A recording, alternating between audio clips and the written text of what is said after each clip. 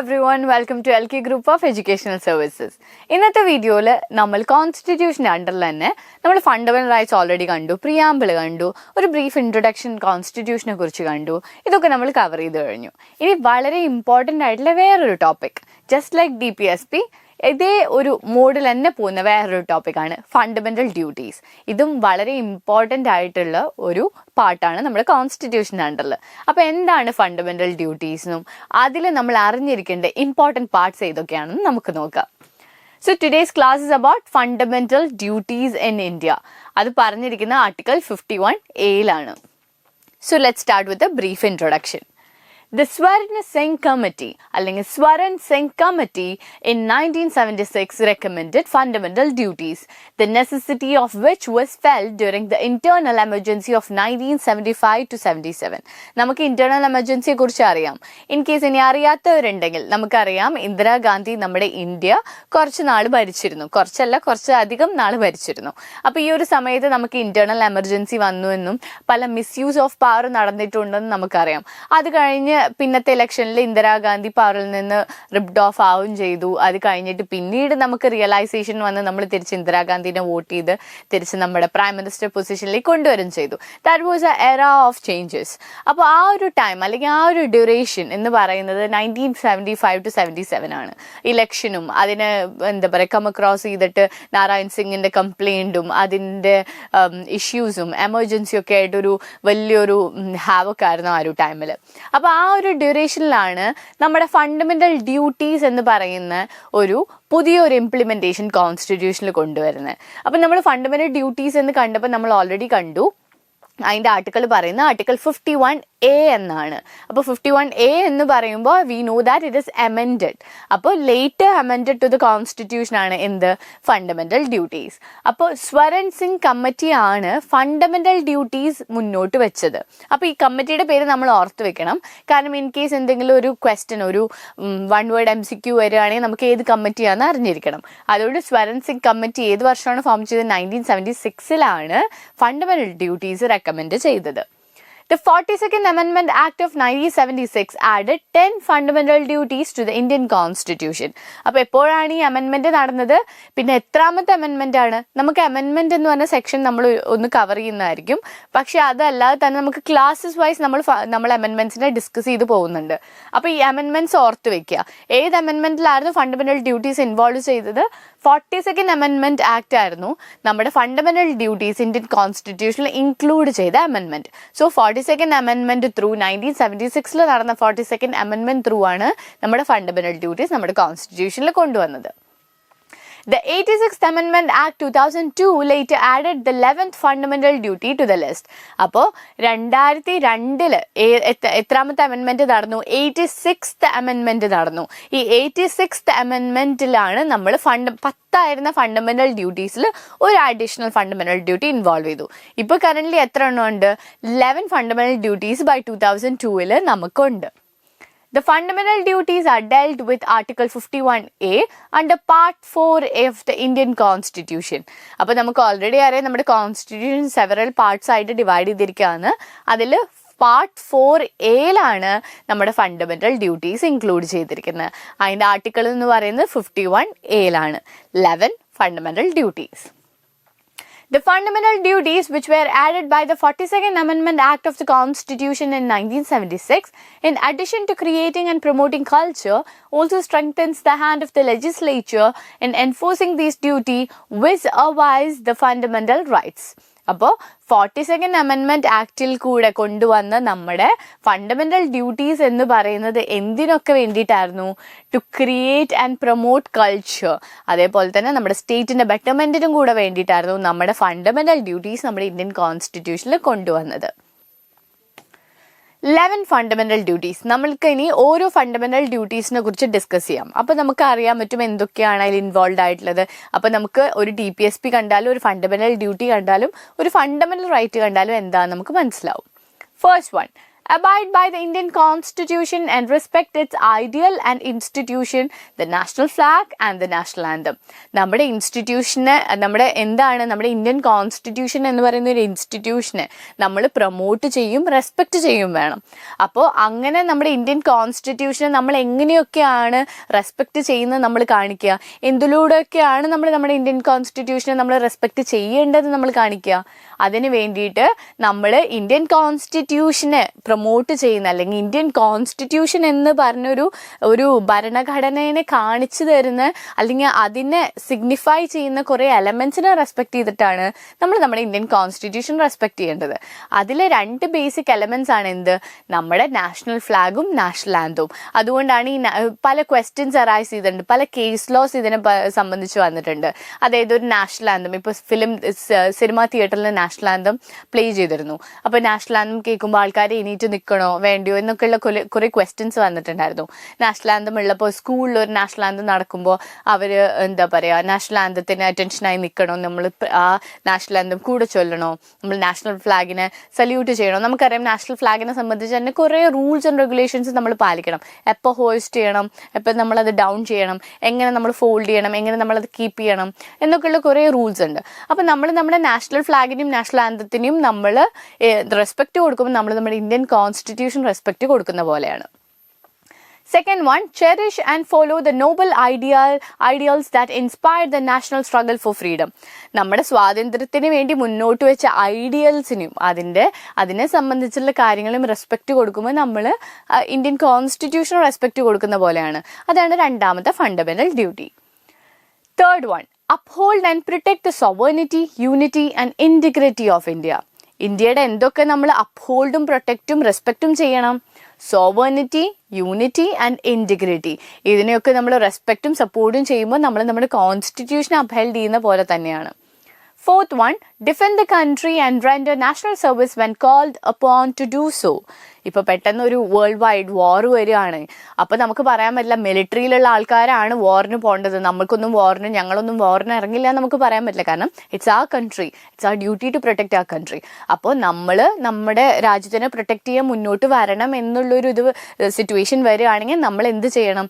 നമ്മൾ service render ചെയ്യാൻ, നമുക്ക് പറ്റാവുന്ന രീതിയിൽ സർവീസ് റെൻഡർ ചെയ്യാൻ നമ്മൾ മുന്നോട്ട് വരേണ്ടി വരും. അത് നമ്മുടെ ഒരു ഫണ്ടമെന്റൽ ഡ്യൂട്ടിയാണ്.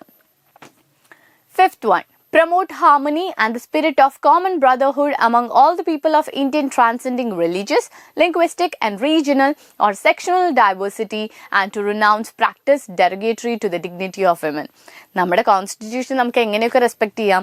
എല്ലാ ആൾക്കാരെയും തുല്യതയോടെ ട്രീറ്റ് ചെയ്തിട്ട്, അതായത് irrespective of gender, caste, creed, religion, tradition, culture, ഇതൊന്നും കണക്കിലാക്കാതെ എല്ലാവരെയും തുല്യരായിട്ട് റെസ്പെക്ട് ചെയ്ത് അവരെ നല്ല രീതിയിൽ, അതായത് സൊസൈറ്റിയിൽ അതായത് ഏതു ഗ്രൂപ്പിനെയാണെങ്കിൽ അവരെ പ്രൊമോട്ട് ചെയ്ത് അവരിൽ നമ്മൾ എന്ത് ചെയ്യണം? നമ്മൾ സെക്ഷണൽ ഡൈവേഴ്സിറ്റി കംപ്ലീറ്റ് ആയിട്ട് റിമൂവ് ചെയ്ത് അങ്ങനെ ആരെങ്കിലും ചെയ്യുന്നുണ്ടെങ്കിൽ അങ്ങനത്തെ പ്രാക്ടീസുകളൊക്കെ റിനൗൺസ് ചെയ്യുമ്പോൾ തന്നെ നമ്മുടെ സൊസൈറ്റിയെ നമ്മൾ നല്ല രീതിയിൽ ബെറ്റർ ആക്കി കൊണ്ടുവരാനാണ് നോക്കുന്നത്. അത് നമ്മുടെ ഒരു ഫണ്ടമെന്റൽ ഡ്യൂട്ടിയാണ്. Sixth one, value and preserve the rich heritage of the country's composite culture. നമ്മുടെ രാജ്യത്തിൻ്റെ ഹെറിറ്റേജ് ആണ്. ഇപ്പോൾ നമുക്കറിയാം, ഫോർ എൻ എക്സാമ്പിൾ താജ്മഹൽ എന്ന് പറയുന്നത് നമുക്കറിയാം നമ്മുടെ 7 വണ്ടേഴ്സിലൊക്കെ വരുന്ന ഒരു എലമെൻ്റ് ആണ്. അതേപോലെ നമ്മുടെ ഹെറിറ്റേജ് കവർ ചെയ്യുന്ന കുറേ കാര്യങ്ങളുണ്ട്. അപ്പോൾ ഇങ്ങനത്തെ ഹെറിറ്റേജ് കൾച്ചറിനെ പ്രൊട്ടക്റ്റ് ചെയ്യുന്ന ഏതൊരു മോണ്യുമെൻ്റ് ആയിക്കോട്ടെ, വേറെ എന്തും ആയിക്കോട്ടെ, അതിനെ പ്രൊട്ടക്റ്റ് ചെയ്യാനും പ്രൊമോട്ട് ചെയ്യാനും നോക്കുക. അതിന് ഡാമേജോ അല്ലെങ്കിൽ അതിനെ വാൻഡലൈസ് ചെയ്യാണ്ടിരിക്കുക. അതൊക്കെ നമ്മുടെ ഒരു ഫണ്ടമെന്റൽ ഡ്യൂട്ടി ആയിട്ട് വരുന്ന ഒരു കാര്യമാണ്. Seventh one, protect and improve the natural environment including forests, lakes, rivers and wildlife, and to have compassion for living creature. നമ്മൾ നമ്മുടെ എൻവയോൺമെന്റിനെ സ്നേഹിക്കുക, നമ്മുടെ എൻവയോൺമെന്റിനെ പ്രൊട്ടക്റ്റ് ചെയ്യുക. അത് എന്ത് തന്നെ ആയിക്കോട്ടെ, എന്തൊരു ഫ്ലോറയോ ഏതൊരു ഫോണയോ ആയിക്കോട്ടെ, ഫോറസ്റ്റ് ആയിക്കോട്ടെ, റിവർ ആയിക്കോട്ടെ, ലേക്ക് ആയിക്കോട്ടെ, വൈൽഡ് ലൈഫ് ആയിക്കോട്ടെ, എല്ലാത്തിനെയും നമ്മൾ പ്രൊട്ടക്റ്റ് ചെയ്യുക, എല്ലാത്തിനെയും പ്രിസേർവ് ചെയ്യുക. അവരും നമ്മുടെ കൂടെ തുല്യ അവകാശമുണ്ട് നമ്മുടെ ഭൂമിയിൽ ജീവിക്കാൻ വേണ്ടിയിട്ട്. അവരില്ലാതെ, ഒരു സൈക്കിൾ ഇല്ലാതെ നമ്മുടെ ഹോൾ സൈക്കിൾ കംപ്ലീറ്റ് ആവില്ല.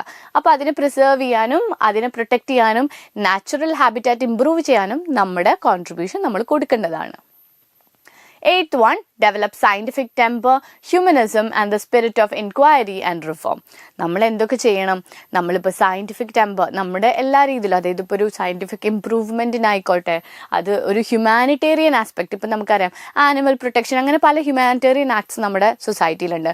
അങ്ങനെ ഹ്യൂമനിസം പ്രൊമോട്ട് ചെയ്യാനും സയൻറ്റിഫിക് ടെമ്പർ പ്രൊമോട്ട് ചെയ്യാനും അതേപോലെ തന്നെ അതിന് വേണ്ടിയിട്ട് നമ്മുടെ സ്പിരിറ്റ് ഓഫ് എൻക്വയറി, ഒരു കാര്യത്തിനെ കുറിച്ച് അന്വേഷിക്കാനും അതിന് വേണ്ടിയിട്ട് ബെറ്റർമെൻറ്റ് ചെയ്യാനും അതിനൊക്കെയുള്ള സ്പിരിറ്റ് നമ്മളെപ്പോഴും ഹെൽഡ് ചെയ്യണം, അത് നമ്മൾ കൂടുതൽ പ്രൊമോട്ട് ചെയ്യണം. 9th one, safeguard public property and to abjure violence. നമ്മൾ എന്ത് ചെയ്യണം? എൻ്റെ പ്രോപ്പർട്ടി മാത്രമേ ഞാൻ സുരക്ഷിതമായി കൊണ്ട് നടക്കുള്ളൂ എന്നല്ല, നമ്മൾ പബ്ലിക് പ്രോപ്പർട്ടി യൂസ് ചെയ്യുമ്പോഴും ആ പബ്ലിക് പ്രോപ്പർട്ടി നമ്മൾ നല്ല രീതിയിൽ യൂസ് ചെയ്യണം. നമ്മൾ അതൊരിക്കലും വാൻഡലൈസ് ചെയ്യരുത്, അത് നമ്മൾ ഡാമേജ് ചെയ്യരുത്. അത് നമ്മുടെ സ്വന്തം പ്രോപ്പർട്ടി എന്നുള്ള നിലയിൽ തന്നെ നമ്മളത് ടേക്ക് കെയർ ചെയ്യണം. അപ്പോൾ അങ്ങനെ നമ്മൾ ചെയ്യുമ്പോൾ തന്നെ നമുക്ക് വയലൻസിലേക്ക് പോകാൻ തോന്നില്ല. അപ്പോൾ വയലൻസ് ഒക്കെ അബ്ജർവ് ചെയ്യണം. എന്നിട്ട് നമ്മൾ പബ്ലിക് പ്രോപ്പർട്ടിയൊക്കെ പ്രൊമോട്ട് ചെയ്യണം, പ്രൊട്ടക്റ്റും ചെയ്യണം, പ്രിസർവും ചെയ്യണം. 10th one, strive towards excellence in all sphere of individual and collective activities so that the nation constantly rises to higher level of endeavor and achievement. നമ്മുടെ ഉള്ളിൽ തന്നെയുള്ള കഴിവുകൾ നമ്മളെപ്പോഴും എന്ത് ചെയ്യണം? കൂടുതൽ സ്ട്രെങ്തൻ ചെയ്യണം. എങ്ങനെ? അത് പ്രാക്ടീസ് ചെയ്യണം, അത് പ്രീച്ച് ചെയ്യണം, നമ്മൾ ബെറ്റർ ആക്കണം. നമ്മൾ സെൽഫായിട്ട് നമ്മൾ ബെറ്റർ ആക്കുമ്പോൾ നമ്മൾ സൊസൈറ്റിയിലേക്ക് അത് കോൺട്രിബ്യൂട്ട് ചെയ്യണം. അപ്പം നമ്മൾ എന്ത് പറ്റും? നമ്മളെ തന്നെ ബെറ്റർ ആക്കുമ്പോൾ നമ്മുടെ സൊസൈറ്റി ബെറ്റർ ആവും. അതിൻ്റെ കൂടെ തന്നെ അത് രാജ്യത്തിനും കോൺട്രിബ്യൂഷൻ ആവും. അപ്പോൾ വേൾഡിലെ നമ്മൾ റെക്കഗ്നൈസ്ഡ് ആവും. അപ്പോൾ അതുകൊണ്ട് തന്നെ നമ്മളിലുള്ള ആക്ടിവിറ്റി, നമ്മളിലുള്ള ഇൻട്രസ്റ്റ് ഒക്കെ നമ്മൾ നല്ല രീതിയിൽ പ്രൊമോട്ട് ചെയ്ത് കൊണ്ടുവരിക. അത് അറ്റ് ദി എൻഡ് അത് നല്ലൊരു റിസൾട്ടാണ് നമ്മുടെ രാജ്യത്തിന് കൊണ്ടുവരാൻ പോകുന്നത്. അതുകൊണ്ട് തന്നെ അങ്ങനെ നമ്മളെ തന്നെ എപ്പോഴും റൈസപ്പ് ചെയ്യുമ്പോൾ it constantly help our country to grow with us. അപ്പോൾ അതിനും നമ്മൾ മേക്ക് ഷുവർ ചെയ്യുക. 11th one, provide opportunities for education to his child or ward between the age of 6 and 14. This duty was added. നമ്മൾ പറഞ്ഞിരുന്നു 10 fundamental duties ആണ് തുടക്കത്തിൽ ഉണ്ടായിരുന്നത്. പക്ഷേ 86th അമെൻമെന്റ്, കോൺസ്റ്റിറ്റ്യൂഷണൽ അമെൻമെന്റ് 2002 നടന്ന അമെൻമെന്റിൽ എന്ത് പറ്റി? 11ാമത്തെ ഫണ്ടമെന്റൽ ഡ്യൂട്ടിയും കൂടി ഇൻക്ലൂഡ് ചെയ്തു. അതെന്ന് പറയുന്നത് നമ്മൾ ഓൾറെഡി നമ്മുടെ DPSP-യിലായിക്കോട്ടെ, ഈവൻ നമുക്കറിയാം ആ DPSP-യിൽ അത് ഇപ്പോൾ നമ്മുടെ ഫണ്ടമെന്റൽ ഡ്യൂട്ടി ആയിട്ട് മാറിയിരിക്കുന്നു. അത് നമ്മുടെ ഫണ്ടമെന്റൽ റൈറ്റ് ആയിട്ട് മാറിയിട്ടുണ്ട്. DPSP-യിലാണ് അത് കൊണ്ടുവന്നത്, അതിപ്പോൾ നമ്മുടെ ഫണ്ടമെന്റൽ റൈറ്റിലേക്ക് വന്നിട്ടുണ്ട്. അത് റൈറ്റ് ടു എഡ്യൂക്കേഷൻ. ആ ഒരു സെയിം സെക്ഷൻ ഈവൻ ഫണ്ടമെന്റൽ ഡ്യൂട്ടീസിലും പറയുന്നുണ്ട്. അതായത് നമ്മുടെ കുട്ടികൾക്ക് എഡ്യൂക്കേഷനുള്ള ഓപ്പർച്യൂണിറ്റി നമ്മൾ പ്രൊവൈഡ് ചെയ്യണം. നമ്മുടെ കുട്ടികൾക്ക് എത്ര വയസ്സിൻ്റെ ഇതാണ് അവർ ഇമ്പോർട്ടൻ്റ് ആയിട്ട് കമ്പൽസറി ആയിട്ട് കൊടുക്കണം എന്ന് പറയുന്നത് 6 to 14 years ഉള്ള കുട്ടികൾക്ക് എന്തായാലും കമ്പൽസറി ആയിട്ട് എഡ്യൂക്കേഷൻ പ്രൊവൈഡ് ചെയ്തിരിക്കണം. അത് നമ്മുടെ ഫണ്ടമെന്റൽ ഡ്യൂട്ടിയിലും ഫണ്ടമെന്റൽ റൈറ്റിലും ഈവൻ DPSP-യിലും പറഞ്ഞു പോകുന്നുണ്ട്. So that is a very important factor of our country which is being put forward. അപ്പോൾ ഇതോടുകൂടി നമ്മുടെ ഫണ്ടമെന്റൽ ഡ്യൂട്ടീസ് നമ്മൾ പറഞ്ഞു കഴിഞ്ഞു. 11 ഫണ്ടമെന്റൽ ഡ്യൂട്ടീസ് ആണ്. Very easy to remember. I hope you understood that much. ഇനി നമുക്ക് കുറച്ച് ക്വസ്റ്റ്യൻസ് നോക്കാം. ഫണ്ടമെന്റൽ ഡ്യൂട്ടീസിനും കോൺസ്റ്റിറ്റ്യൂഷനും റിഫ്ലക്ട് ചെയ്യുന്നത്. അപ്പോൾ നമുക്ക് കുറച്ചുകൂടെ ഒരു ബേസിക് ഐഡിയ കിട്ടും. So let's see. In which article of Part 4A of the Constitution have fundamental duties been incorporated? Part 4A ഏത് സെക്ഷനാണ് അല്ലെങ്കിൽ എന്ത് പാർട്ടാണ് ഇൻകോർപ്പറേറ്റ് ചെയ്തിരിക്കുന്നത്? Options are 51A, option B 42, option C 50A, option D none of the above. അപ്പോൾ നമുക്ക് answer അറിയാം 51A ആണ്. 51A എന്താണ് പറയുന്നത്? ഫണ്ടമെന്റൽ ഡ്യൂട്ടീസ് ആണ് പറയുന്നത്. അപ്പോൾ 51A ആണ് പാർട്ട് 4A ഇൻകോർപ്പറേറ്റ് ചെയ്തിരിക്കുന്നത്. The fundamental duties of India was inspired by which of the following constitution? നമുക്ക് ഓൾറെഡി അറിയാം നമ്മുടെ ഇന്ത്യൻ കോൺസ്റ്റിറ്റ്യൂഷനെ ബാഗ് ഓഫ് ബോറോയിങ് എന്നാണ് വിളിക്കുന്നത്. അപ്പോൾ ഏത് രാജ്യത്തിൽ നിന്ന് ഇൻസ്പിറേഷൻ എടുത്തിട്ടാണ് നമ്മുടെ ഫണ്ടമെന്റൽ ഡ്യൂട്ടീസ് നമ്മുടെ രാജ്യത്ത് കൊണ്ടുവന്നത്? അത് ഏത് കൺട്രിയാണ്? USSR. അപ്പോൾ നമുക്കറിയാം USSR ഇപ്പോൾ ഇല്ല, റഷ്യ അങ്ങനെ പല ഇതായിട്ട് ഡിവൈഡ് ചെയ്തു പോയി. അപ്പോൾ USSRന്റെ ഇൻസ്പിറേഷൻ എടുത്തിട്ടാണ് നമ്മൾ ഫണ്ടമെന്റൽ ഡ്യൂട്ടീസ് നമ്മുടെ കോൺസ്റ്റിറ്റ്യൂഷനിൽ കൊണ്ടുവന്നത്. According to the Indian Constitution, which of the following is not a fundamental duty? നമ്മൾ ഓൾറെഡി 11 ഫണ്ടമെന്റൽ ഡ്യൂട്ടീസ് കണ്ടു കഴിഞ്ഞു. അപ്പോൾ ഈ പറഞ്ഞിരിക്കുന്നതിൽ ഏതാണ് നമ്മുടെ ഫണ്ടമെന്റൽ ഡ്യൂട്ടി അല്ലാത്തത് എന്നാണ് നമ്മൾ ആൻസർ ചെയ്യേണ്ടത്. Option A, to abide the constitution and respect its ideals. നമുക്കറിയാം അത് ഒരു ഫണ്ടമെന്റൽ ഡ്യൂട്ടിയാണ്. നമ്മുടെ കോൺസ്റ്റിറ്റ്യൂഷൻ ഫോളോ ചെയ്യുക, അതിനെ മുന്നോട്ട് വെച്ചിരിക്കുന്ന ഐഡിയൽസ് ഫോളോ ചെയ്യുക, നമ്മുടെ ഇൻഡിപെൻഡൻസിന് മൂവ് ചെയ്ത എന്തൊരു ഐഡിയൽസ് ആണെങ്കിലും അത് ഫോളോ ചെയ്യുക എന്നൊക്കെ പറയുന്നത് ഓൾറെഡി നമ്മുടെ ഒരു ഫണ്ടമെന്റൽ ഡ്യൂട്ടിയാണ്. അപ്പോൾ അതല്ല. Second one two promote the spirit of the brotherhood. അത് നമുക്കറിയാം, നമ്മൾ എല്ലാവരെയും തത്തുല്യരായിട്ട് എന്താ പറയുക ട്രീറ്റ് ചെയ്യുക, എല്ലാ ഇതുകളെയും റെസ്പെക്ട് ചെയ്യുക. അപ്പോൾ അതും ഓൾറെഡി നമ്മുടെ ഫണ്ടമെന്റൽ ഡ്യൂട്ടിയാണ്. Third one to vote in a public election. അത് നമ്മളോട് ഒരു ഫണ്ടമെന്റൽ ഡ്യൂട്ടി ആയിട്ട് പറഞ്ഞിട്ടില്ല. അത് മെൻഷൻ ചെയ്തിട്ടുണ്ട് കോൺസ്റ്റിറ്റ്യൂഷനിൽ, പക്ഷെ അത് നമ്മുടെ ഫണ്ടമെന്റൽ ഡ്യൂട്ടി ആയിട്ട് പറഞ്ഞിട്ടില്ല. And none of the above. അപ്പോൾ ഇതിൽ ഏതാണ് answer? To vote in public election. Last question. Fundamental duties were added in the Constitution of India under the leadership of which Prime Minister of India? ഇത് വളരെ important ആയിട്ടുള്ള question ആണ്. നിങ്ങൾ എപ്പോഴും connect ചെയ്യാൻ പറ്റണം. അതിന് വേണ്ടിയിട്ട് എപ്പോഴാണ് ഫണ്ടമെന്റൽ ഡ്യൂട്ടീസ് അമെൻഡ് ചെയ്ത് എന്നുള്ള വർഷം കൂടെ നിങ്ങൾ കണക്ട് ചെയ്താലേ നിങ്ങൾക്ക് ഏത് പ്രൈം മിനിസ്റ്റർ ആയിരുന്നു ആ സമയത്ത് ഭരിച്ചിരുന്നതെന്ന് മനസ്സിലാക്കാൻ പറ്റുള്ളൂ. അപ്പോൾ ഞാൻ ഓൾറെഡി പറഞ്ഞു, എമർജൻസി പ്രൊവിഷൻ അല്ലെങ്കിൽ നമ്മുടെ ഇന്റേണൽ എമർജൻസി നടക്കുന്ന സമയത്താണ് ഈ ഫണ്ടമെന്റൽ ഡ്യൂട്ടീസ് എന്നുള്ള ഒരു ക്വസ്റ്റ്യൻ തന്നെ വന്നത്. അപ്പോൾ ആരായിരുന്നു ഫണ്ടമെന്റൽ ഡ്യൂട്ടീസ് ഇൻകോർപ്പറേറ്റ് ചെയ്ത സമയത്ത് നമ്മുടെ പ്രൈം മിനിസ്റ്റർ? നരസിംഹറാവു, ചരൺ സിംഗ്, ഇന്ദിരാഗാന്ധി, ലാൽ ബഹദൂർ ശാസ്ത്രി. അപ്പോൾ ആരായിരുന്നു?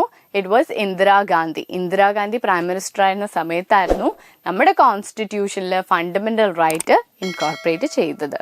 അപ്പോൾ ഇതോടുകൂടി ഫണ്ടമെന്റൽ ഡ്യൂട്ടീസ് എന്ന് പറഞ്ഞ ടോപ്പിക് നമ്മൾ കവർ ചെയ്ത് കഴിഞ്ഞു. ഇനി വരുന്ന വീഡിയോസിൽ നമ്മൾ കോൺസ്റ്റിറ്റ്യൂഷൻ അണ്ടറിൽ നമ്മൾ അറിഞ്ഞിരിക്കേണ്ട വളരെ മേജർ ടോപ്പിക്കായിട്ടുള്ള ബാക്കി ടോപ്പിക്സ് നമ്മൾ ഹാൻഡിൽ ചെയ്യുന്നതായിരിക്കും. So until then prepare well and all the best.